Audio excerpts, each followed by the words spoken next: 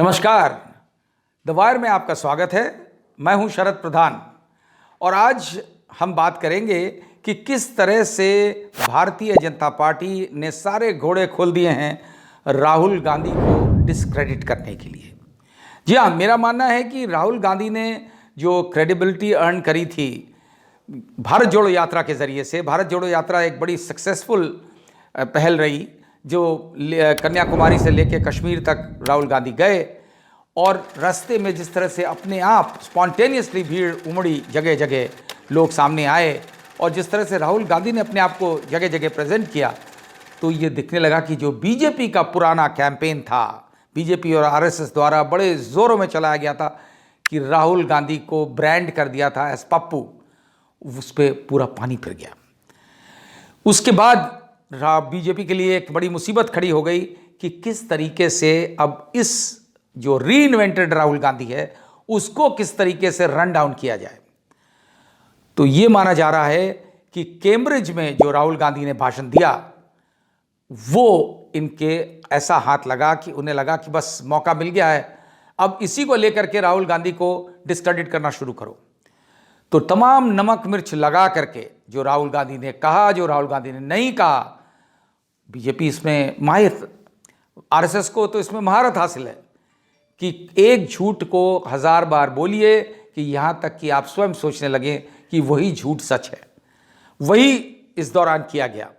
राहुल गांधी ने अपने भाषण में जिस तरीके से बोला, डेमोक्रेसी को लेकर के वहाँ कहा कि किस तरह भारत में डेमोक्रेसी बिल्कुल ध्वस्त हो चुकी है, जिस तरह डेमोक्रेटिक वैल्यूज़ ख़त्म किए जा रहे हैं और सरकार का एक सिंगल पॉइंट प्रोग्राम ये चल रहा है कि किस तरह मीडिया को मज़ल कर दिया जाए और अपना नैरेटिव ही चलने दिया जाए। ये सब बातें उन्होंने जो कही, तो इसको लेकर के जो इसमें नमक मिर्च लगाया गया वो ये था कि साहब राहुल गांधी ने ऐसा काम किया है विदेश जाकर के कि देश की बदनामी करी है, देश का अपमान किया है। अब किस चीज़ को अपमान कह रहे हैं? राहुल गांधी के एक उस शब्द को लेकर के ये सारा जो है किस्सा बनाया गया है। राहुल गांधी ने कहा कि जो विदेशी स्पेशली यूरोप के जो नेशंस हैं और यूएस है, जहाँ के बड़ी डेमोक्रेसीज़ हैं, वो इस बात से ऑब्लिवियस हैं कि इंडिया में डेमोक्रेसी समाप्त हो रही है और अगर इंडिया में ये होता है तो बाकी देशों में क्या हो सकता है, बाकी डेमोक्रेसीज में क्या होगा, ये उनके लिए सोचने का विषय है। अब आप बताइए इसमें कहाँ से कौन सी एंटी नेशनल बात हो गई? इसको इस तरीके से प्रेजेंट किया गया, जो उन्होंने कहा कि ऑब्लिवियस हैं, उसको कहा गया इसका मतलब है राहुल गांधी ये चाह रहे हैं कि वो विदेशी ताकतें, वो विदेशी मुल्क आकर के हमारे यहाँ दखल दें, कि हमारे मामलों में आके दखल दें। ये कहाँ से इसका ये तात्पर्य हो गया? ये बड़ा क्लियर कट है। जो उन्होंने बात ऑब्लिवियस की कही, वो ये कहा कि आपको इस चीज़ का अंदाज़ा नहीं है, आप बेखबर हैं कि क्या हो रहा है इंडिया में। इसमें कौन सी गलत बात है ये कहना कि आप बेखबर हैं? क्योंकि जिस तरीके से मीडिया बात प्रेजेंट करता है, जिस तरह सिर्फ प्रधानमंत्री नरेंद्र मोदी और उनके जो लोग हैं उनकी बात ही मीडिया में फ्लैश होती है, ऑपोजिशन की पूरी बात दबाई जाती है। ऑपोजिशन को किस तरीके से उनके ऊपर तरह तरह के एक्शंस लिए जाते हैं, तमाम एजेंसीज़ का इस्तेमाल होता है कि ऑपोजिशन ख़त्म हो जाए, उनका बस चले, उनका है ऑपोजिशन मुक्त भारत। तो उसको लेकर के जो बात उन्होंने राहुल गांधी ने कही, तो उसमें कौन सी गलत बात है? लेकिन उसको इस तरीके से प्रेजेंट किया गया है और अभी भी किया जा रहा है सब जगह कि लोग ये मानने लगे हैं और लोग बीजेपी का, क्योंकि सोशल मीडिया सेल, बीजेपी का मेन स्ट्रीम मीडिया का ऊपर कंट्रोल जो है वो उनको ये मौका देता है कि इस बात का, इस प्रचार को, इस दुष्प्रचार को ही सही समझाया जाए। और उसी में लगी हुई है पूरी गवर्नमेंट, पूरी भारतीय जनता पार्टी और आरएसएस। और यही कारण है कि वो लोग इस बात को सच मानने लगे कि हाँ राहुल गांधी ने ज़रूर कोई अपमान कर दिया है। ये बातें केवल इसलिए की जा रही हैं, मैं बिल्कुल कन्विंस्ड हूँ इस बात से, केवल इसलिए किया जा रहा है, ये मौके की तलाश में थे कि किस तरह राहुल गांधी पे हमला बोला जाए और कई लोग ये मानते हैं कि लीजिए राहुल गांधी ने तो वहां जाके ऐसी बात बोल दी कि आ बैल मुझे मार, और ये बोला उन्होंने। अब इसको मिस इंटरप्रेट करके आप प्रेजेंट करें और कहें कि राहुल गांधी ने कहा कि बाहर के देशों को आना चाहिए, यहाँ आकर के हमारी मदद करना चाहिए, बल्कि उसके विपरीत आपको मैं बताऊं कि राहुल गांधी से जब स्पष्ट तरीके से एक मीट द प्रेस में वहीं लंदन में ये पूछा गया कि क्या आप इससे क्या चाहते हैं, आप हमसे क्या अपेक्षा है आपकी, तो उन्होंने कहा मैं आपसे कोई अपेक्षा नहीं है, इसमें यह अंदरून हमारे देश का अंदर का मामला है, इसको हम ही निपटेंगे, हम तो सिर्फ आपको बता रहे हैं कि ये स्थिति है। और इस तरह अगर भारत में हुआ, लोकतंत्र को इस तरह क्रश किया गया, तो जो बाकी लोकतांत्रिक देश हैं उनका क्या होगा, उनको सोचना चाहिए। तो इसमें कहीं से कोई गलत बात तो है नहीं। और जहाँ तक इसका सवाल है कि डेमोक्रेसी को बिल्कुल का गला घोटा जा रहा है, मीडिया को खुली तरीके से बात नहीं करने दी जा रही है, तमाम इस तरीके के मीडिया पर्सनल हैं, जर्नलिस्ट हैं, रिपोर्टर्स हैं, जिनको यहाँ तक कि जेल भेज दिया गया, 2-2 साल जेल में रहे महज इसलिए कि वो आ रहे हैं रिपोर्टिंग करने, कोई मामला है यहाँ गड़बड़ हो रही है कुछ। कई जर्नलिस्ट, किसी ने सवाल पूछ लिया तो उसके खिलाफ एफआईआर हो जाती है, किसी ने कोई कमेंट कर दिया तो उस पर एफआईआर हो जाती है, आलोचना कर दी तो एफआईआर हो जाती है। तो ये मीडिया को मजल नहीं करना है तो और क्या है। इस तरीके की बातें सबको, ये इसको कोई नई चीज़ नहीं है, लोग सब जानते हैं, बल्कि ये आम चर्चा में अब यह बात होने लगी है कि जिस तरीके से एक ज़माने में यहाँ इमरजेंसी लगाई थी इंदिरा गांधी ने 77 तो 75 to 77 जो हुई थी, तो वो स्थिति आज की डेट में एक अनडिक्लेयर्ड इमरजेंसी की स्थिति है और मीडिया को काम करने में तमाम बाधाएं हैं।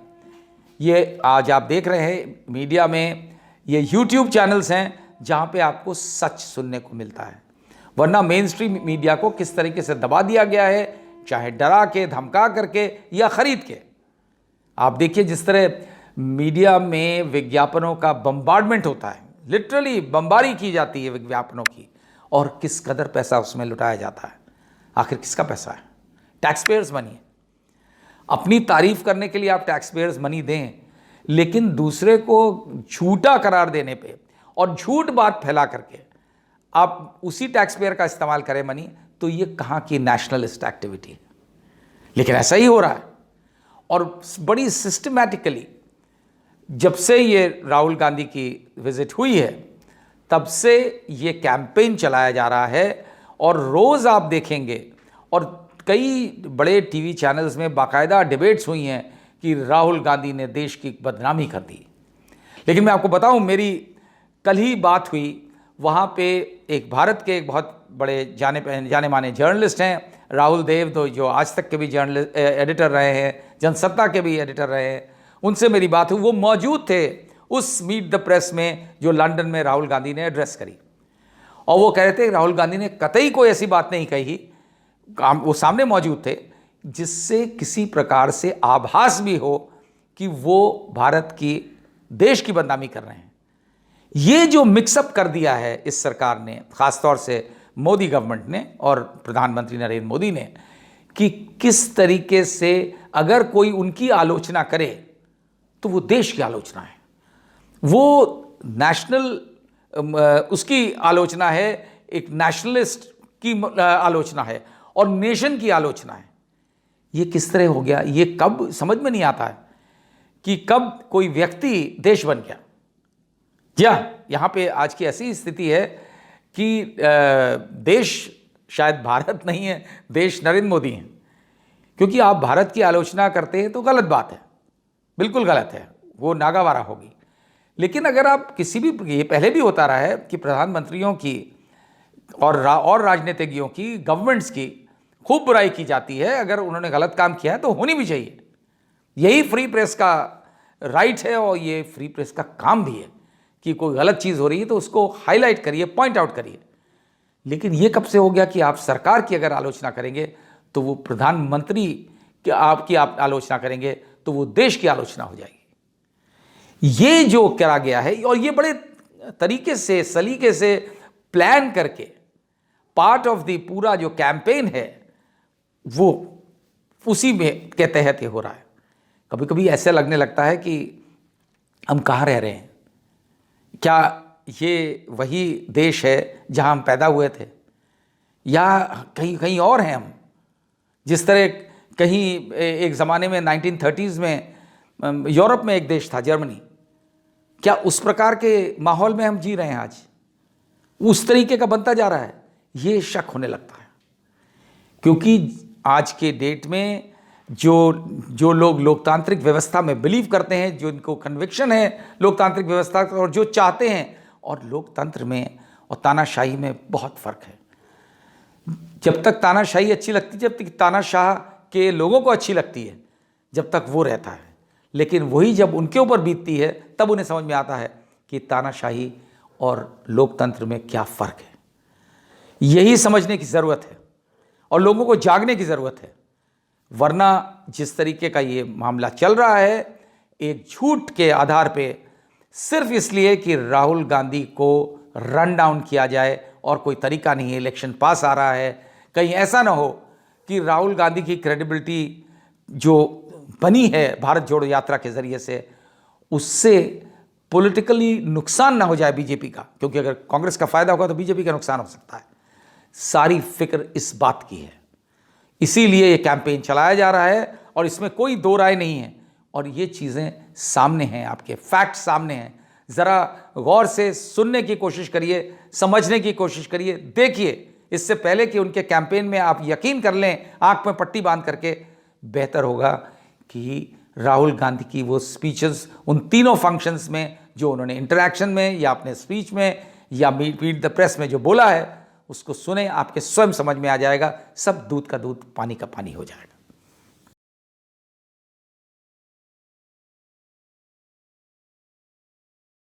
द वायर के और वीडियोस देखने के लिए सब्सक्राइब करें और बेल आइकन पर क्लिक करें।